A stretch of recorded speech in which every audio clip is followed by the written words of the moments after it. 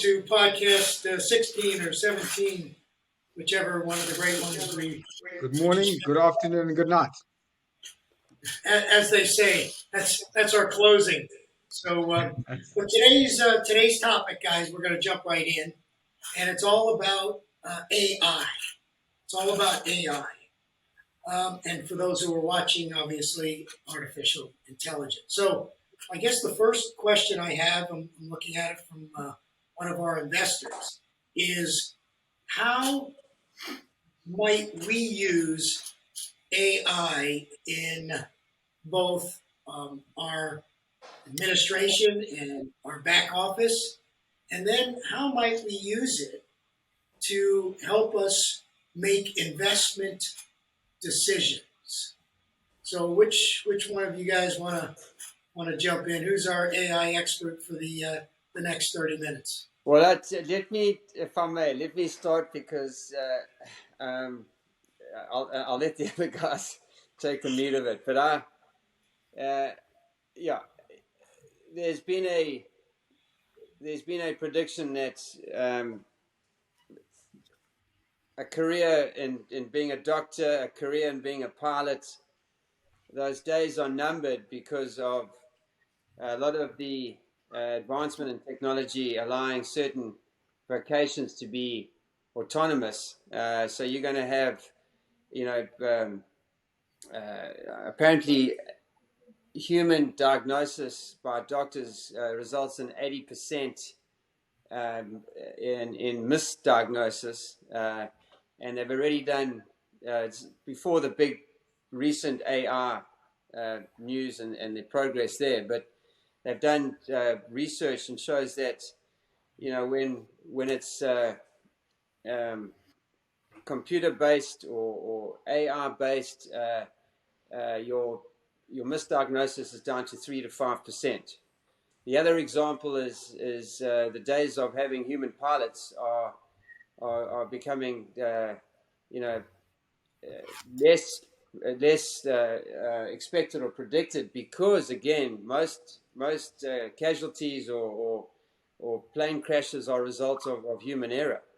So whether it's going to be drone-like piloted or autonomous piloted, we already have autopilots, but now we're talking about landing, taking off, dealing with the central control tower where computers are going to be talking to each other.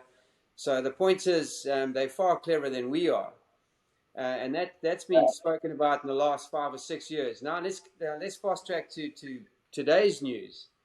Well, my kids wrote the most incredible essay and got a high mark, but subsequently I was told that he used this Larry, what's it called? What? ChatGPT. ChatGPT. Yeah. And you just give also know a very, very good friend of mine that actually wrote a love poem to his beloved wife who was upset with him and won her heart back. And so the point is, in every field or space, you've got this incredible store of information on the internet. It is such a clever, far more powerful brain that takes all of these things into account in a millisecond, a nanosecond, and it leads to our game, which is Larry's question, and that is, jeepers, where does that leave us? Well, I guess it's a bit like the autopilot on the plane. It's going to do a lot for us, but you're still ultimately going to have human management and allocation of those services, which still should and hope will sit with our decision making.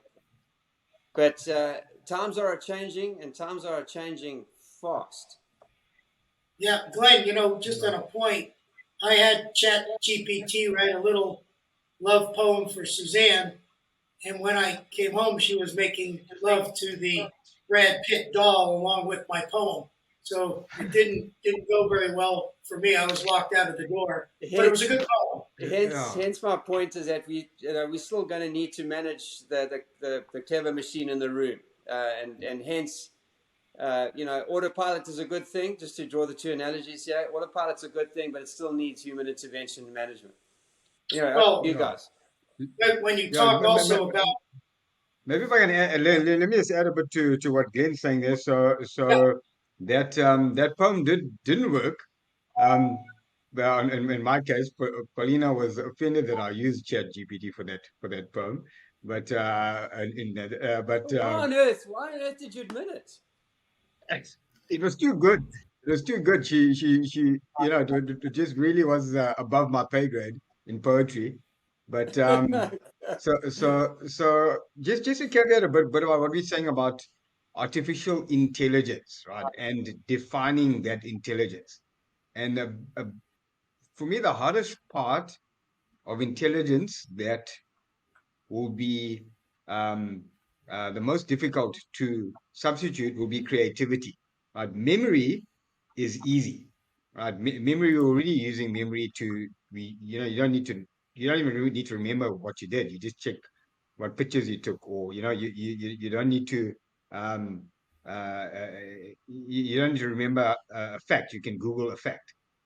So those things, the memory intelligence is becoming obsolete, and therefore roles like doctors or anything where you are diagnosing based on a set of previous facts that you're now scanning for, and if the machine can scan better than the doctor's eye and can scan for a wider range of things faster, then that's where AI starts to displace human leadership.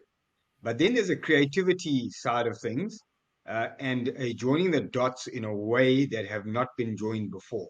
And most of the AI, and I'm sure AI will surpass at some point, but at this point, most of the AI, and initially the initial versions of ChatGPT, were plugged into information that is 2 years old on Google, right? And I think that information has now on the updated versions of ChatGPT and the new AI models, you get more current information. But if you ask ChatGPT about a crypto, for example, which there is no data out there, it won't know, right? So a niche opportunity is something that AI won't know yet, right? Or a way of joining the dots uh, um, with a particular event that has not actually occurred yet. There's always a human subjectivity, which is where that's, I think, the value of a human CIO comes in to apply that judgment. Um, yeah. So I mean, if you taught a autopilot to fly in the sun and the rain, and then one day there's a hailstorm, it doesn't know how to process. There's rocks hitting my screen now. What do I do? So that's where I think uh, the human part will always be something special to add that creativity flair.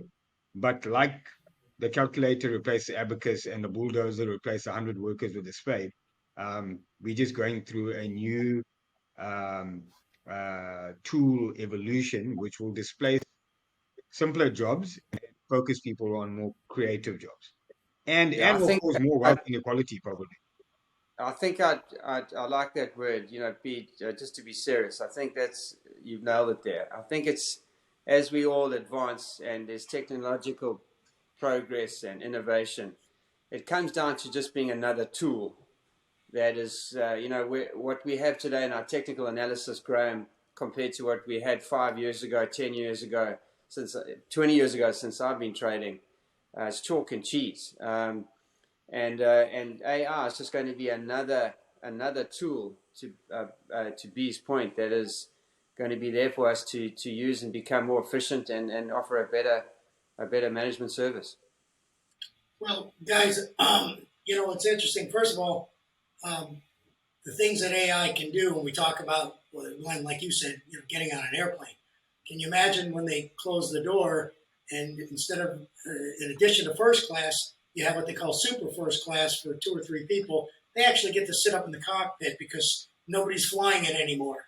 So you're going to pay extra for those last 3 seats. And then they close the door and they wish you the very best and tell you not to worry because AI's got pretty much everything under control unless there's a short and the AI clicks off.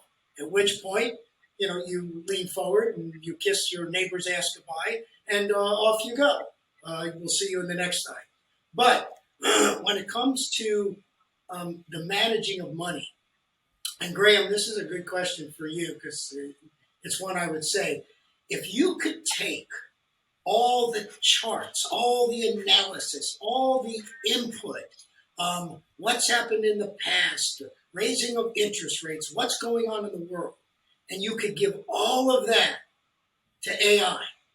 And then AI could come back after looking at everything and it could give you a suggestion with probabilities of if this scenario happened, it could cause an increase of this. But if it gave you that kind of data, which is impossible for you to come up with a formula or a calculation or input everything all over. But if it did that, really, you almost become like a radiologist, right? A radiologist basically sees this complete detailed explanation of everything, and then the radiologist tries to determine what most likely is your issue. Might something like that, where you were then able to look at all of this and then add your judgment on top of that, do you think that could be quite helpful, but you're still making the final decision yourself? Cool. So I'm gonna take a different starting point to answer that question. Because I think a lot of what you're describing already exists in terms of the data that's available, in terms of the statistical and quantitative models that the investment industry has been working on for decades. Right? I don't know. Potentially AI takes that to another level where the AI almost is able to learn from past experience and was almost able to modify and enhance those models. But potentially, I think we're still waiting to see what that may look like. Maybe some of the really technically advanced investment managers have that in the pipeline. But let me just take you back to when almost the technological revolution almost started in investment markets. And let's go like to long-term capital. So long-term capital was a big hedge fund. It really used some of the brightest minds. Black and Scholes were the guys that put together the options pricing formula. They were involved in long-term capital. And in that time, there was this belief that the markets were a math problem to be solved, right? So if you could get all of the right inputs, then you could basically solve for this equation. And it used the efficient market hypothesis, which basically states that if you have all the inputs and all the different variables that can be quantified, you can throw this through your big model and it's going to spit out information that's going to tell you what's fairly priced and what's mispriced. And obviously you can trade on that. And that's really the principles that long-term capital itself were formulated around. And I think if we cut the long story short, it ends up being the case that the markets are not driven by maths. Yes, there's obviously mathematical elements to it, but it's driven at its core by people. And people are emotional creatures that are driven by fear and greed and not always driven by rational that typically your computer models are based on. So that whole efficient market hypothesis has largely been discarded. And I think the biggest weakness of AI will ultimately be humans, because humans are not computers. We're not robotic. We don't act the same way on a Monday morning as we do on a Friday night.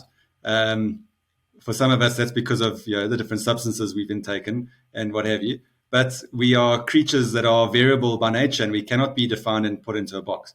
So I think that's where AI is always going to fall short, or any kind of computer model, is that how do you model human behavior at that level? And I think it's always going to come up short there. So can it assist in your investment process? For sure. I mean, we use models ourselves, and we look at that for direction. We do all sorts of different analysis based on mathematical inputs.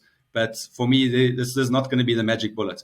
And I think the same as the quantitative analysts that thought that they were going to solve finance and investment markets in the early 2000s, I think the same will probably be the case this time around. So you don't, or do you feel that um, we could, at this moment, is there anything we could do from a real AI perspective that could enhance what you do by any meaningful percentage? In other words, Graham, if you felt like you could, I guess Creed has an opinion too. I Well, think for I got those of your you, question. So, for so, those of so you let me, who like dogs, I think we've now gone from "Who Let the Dogs Out" music video, uh, and that's an AI example right there. I don't really have dogs, but I always throw in a couple barks just for kicks. But is there any? Do you think that there's anything we could do, Graham, that would help you? So whether you're averaging, a 20 or 30% return a year, is there anything that you think with some assistance from AI we could go from 20 to 25 or 30 to 35? Or you don't think there's anything right this minute that AI could do to help us? What's your thoughts? no, so currently, from what I've seen, I don't believe there's something. I mean, ChatGPT is not going to add any significant value to our alpha right now. I mean, that's the most advanced AI I've used. Perhaps there's something out there that I haven't seen, but I'm always open to looking at different options. But right now, on the time frame that we're looking at, which is generally the longer term time frame, that's still for me an era that's dominated by humans and the human mind. If you're going to go down to the markets at like a 5 minute chart level or lower, that's your high frequency trading um, environment, and there the computers rule, right? Don't bother if you're a human to try to trade the 2 minute chart because you're gonna lose, right? But if you zoom out onto the 4 hour, daily, weekly, monthly, that's those are still big moves, and those are controlled by humans as far as I'm concerned. And I don't see any AI that's going to add significant value in that era as we speak. Well, we can now say that companies like, hey, I've got Bing or I've got Siri. We now can say, well, we've got Graham, and So I you still can have a ask job. Graham any Well, well, well, question. Larry, maybe just to add over to what Graham's saying there, like on our arbitrage, we developed a polling calculator. So it's not really an AI, but what it does is it guesses the price of what the crypto is going to be in a nanosecond, um, in the next nanosecond for us to trade arbitrage. Because remember, when we are trading arbitrage between two exchanges, when we ask the API what that price of Bitcoin is and that price of Bitcoin is, by the time we come back, that one has changed. So what we had to do was we had to calculate the first price, calculate the second price, and then guess what the first price will be again. And that guess was a calculation which some people might think of as an intelligent calculation. And so we already employing those features in our RL software, and we've been in that for years.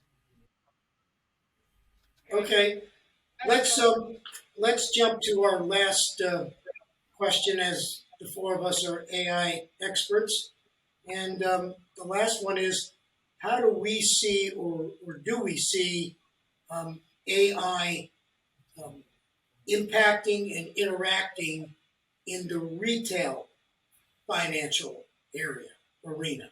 How do we see that? Lots of Ponzi schemes. So I don't know, the Ponzi scheme guys. As soon as there's something, a new trend, you'll see that there'll be some investment scheme to put in $100 to turn that into $1,000 in 2 weeks, until it blows up. So that's one sure bet that I'll take, which is not going to change my life in any way, but yeah, I'm sure we'll see some of those. Okay. Well, you got any thoughts? Yeah, I was thinking about it more from the service side, like so from the retail in terms of who actually faces a retail investor. And I don't know, there's the joke. I mean, you remember that movie Slumdog Millionaire where you think you're phoning the UK or the US, but you're actually phoning Calcutta, and there's a bunch of guys there um, living on UK time, pretending to be in the UK or in the middle of India, and that was allowed by technology, which allowed VoIP and instant connectivity cheaply across the globe. And now this new technology will be, you won't even be talking to a person anymore, and you won't know when you're talking to a person and when you're talking to an AI. And I think chatbots are quite an old tech. People have been using chatbots quite a bit to have predefined answers to set questions. Um, so I think then that's again going to displace jobs in not only investment retail, but retail where you are facing a particular call center that could all be moved, or a bot could all be moved to AI. To the specific investment retail, unfortunately, I agree with Graham. I mean, there's always greed, and there's always a new fad and a new trend, and then you just slap AI onto whatever it is that you're doing, and the scammers start to take advantage of people. So yeah, I agree. I'll back Graham's bet that there will be some AI related scam which will be doing something really amazing. But and in fact, I'll tell you what it's going to be. There's going to be an AI based investment committee with a AI like a Terminator as the new Graham of that particular fund, and they're going to give you stellar returns, and everyone's going to chuck their money in, and then they're going to disappear, and no one's going to know who they are, where they are, or what to touch because it was all computers. So, I guess the last question I have regarding AI, you saw that the quote, the father of AI just testified last week in Congress. And then, of course, you've heard from Elon Musk and some of the others saying, we have to be so careful because of what AI could do to us as a species. But yet, as I've listened to you guys all chat, you've really shared that it just can't do enough that we would need to rely on it so heavily, at least in our field. So what is it that they're sounding the alarm that we need to be so careful? Larry, I think, I mean, 'cause I'm not. I don't think we can comprehend what this actually means in terms of the acceleration and the capability of this technology. So, we in the retail space, you're going to have hackers developing AI to plug into the New York Stock Exchange systems. So they will be able to read changes in volumes and who's doing what before, the common investor or manager is going to know. So all of these things are going to be real challenges to regulators. And so, I mean, it's just the multiplier effect of this is what really concerns the people that really understand it, who are far cleverer than the four of us. So, really what we've seen at a grassroots level of what this can do with our kids using it has been incredibly impressive. So you can only imagine where the prototypes stuff that has been developed by the cleverest people on this planet, what they know and what they see and what they're concerned about. Okay. Well, guys, I think that concludes our AI. We're probably cut it a little short today due to the fact that we're not quite the AI experts yet. They haven't called us to testify yet. But, like I said, if we have any detailed ChatGPT, we now have Chat Graham. And Chat Graham will override everything that ChatGPT could suggest for us, at least for the moment. Graham's middle name His is performance has shown. Graham's middle name is Paul, so the G and the T is a Graham cannot. You're actually talking. No Graham is problem. actually ChatGPT. He No, I'm is. He joking. is I the don't know Chat his middle name. GPT. What's your middle name, Graham? John, Okay. not very exciting at all. He's Good Chat enough. There's not too many GJT. Chat Johns. Chat GJT. I'm just glad I got to keep my job at the end of this call. You've convinced us. We're still good to go. You're still employed as of this moment. So, All right, guys.